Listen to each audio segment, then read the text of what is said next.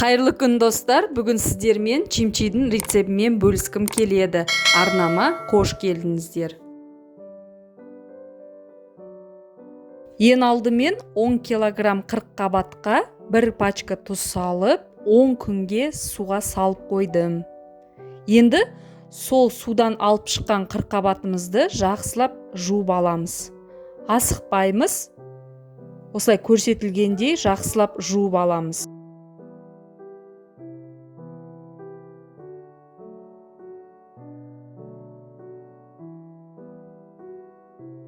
Осы чимчидің үстіне құятын қоспамызды дайындаймыз. Ол яғни сулы раствор, ол 3 литр суға, кәдімгідей фильтрдағы суды алсаңыздар болады.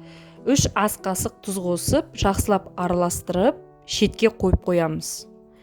Жаңа банкіге салынған чимчидің үстіне құятын растворымыз болады бұл. Бөлек ыдысқа 5 килограмм ашты бұрышты осылай ертартқыштан тартып аламыз. Болгар бұрышымен араластырып тартсаңыздар да болады. Одан кейін 1,5 килограмм сарымсақ, яғни чеснокты қосып араластырамыз.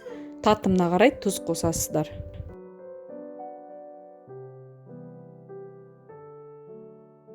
Енді жуып болған орам жапырағымызға бір керкі қылып, әр қабаттарына тартылған ашты бұрышымызды жағып шығамыз.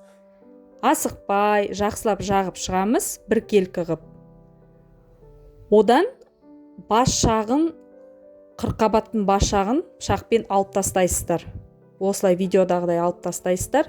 Таза жуылған банкімізге бөліп салсаңыздар да болады. Осылай салып шығамыз, бір келкі қып.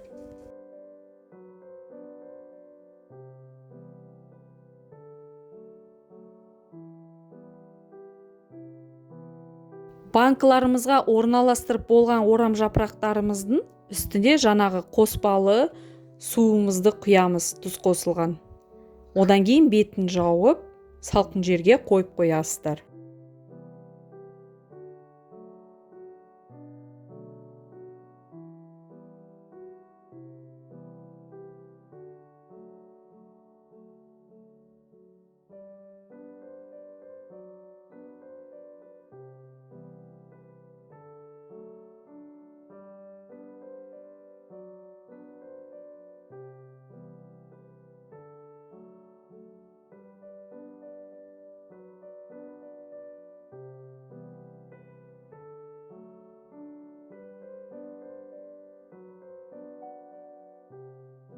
Міне банкыларымызды барлық қырыққабатымыз салып болғаннан кейін суымызды, тұз қосылған суымызды құйып, бетін жауып, салқын жерге қойып қоясыздар.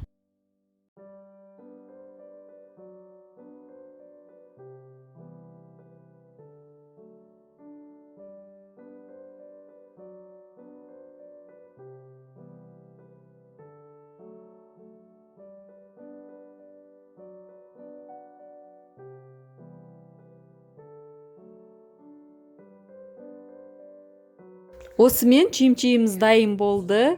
Видеом ұнап жатса астына лайк басып, комментария қалдырып, арнама тіркеліп қоюды ұмытпаңыздар.